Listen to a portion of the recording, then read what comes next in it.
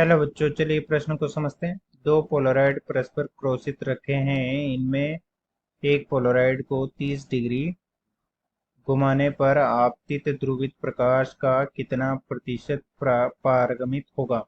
हमें आपतित ध्रुवित प्रकाश का कितना प्रतिशत पारगमित होगा ये बताना है जब उसे 30 डिग्री पर घुमा देते हैं। मुख्य अवधारणा: जब किसी अध्रुवित प्रकाश जिसके संचरण की दिशा के लंबवत सभी दिशाओं में कंपन कर रहे हैं, अध्रुवित प्रकाश के मार्ग में जब किसी पोलराइड को रख दिया जाता है तो पोलराइड से निर्गमित प्रकाश समतल ध्रुवित प्रकाश होता है। समतल ध्रुवित प्रकाश तथा इसकी तीव्रता आपतित प्रकाश की तीव्रता आई नोट की आधी होती है, अर्थात आई नोट बटे 2। अब इस पोलराइड की अक्ष से थीटा कोण पर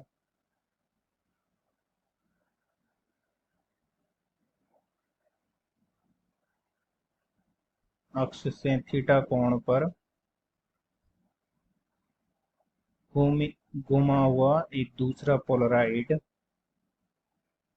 रखते हैं जिस पर इस समतल ध्रुवित प्रकाश को आपतित करते हैं, तो निर्गत प्रकाश की तीव्रता आई डैश आपतित प्रकाश की तीव्रता आई नोट का कोस थीटा का वर्ग गुना हो जाती है, अर्थात निर्गत प्रकाश की तीव्रता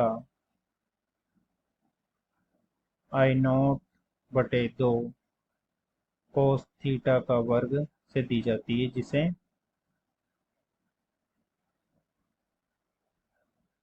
मेलस का नियम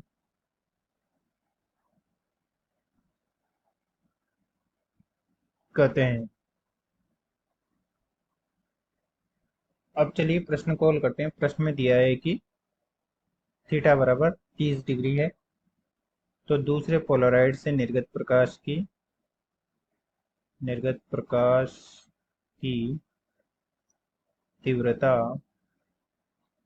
होगी आई नोट बटे 2 कोस थीटा का वर्ग, जो कि हो जाएगा आई नोट बटे 2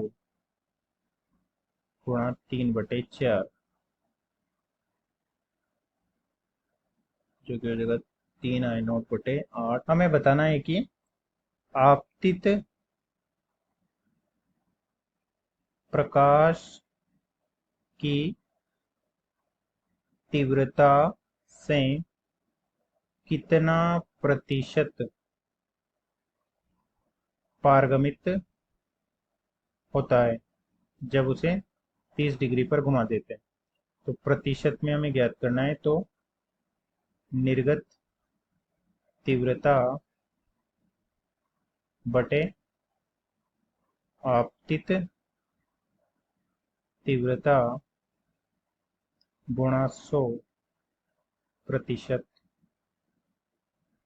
तो निर्गत तीव्रता हो जाएगी 3/8 आई नोट बटे आई नोट गुणा 100, जो कि हो जाएगा 37.5%।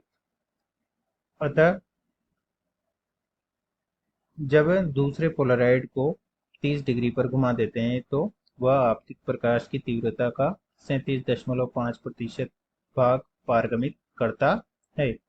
आशा करते हैं आपको समझ में आया होगा। धन्यवाद।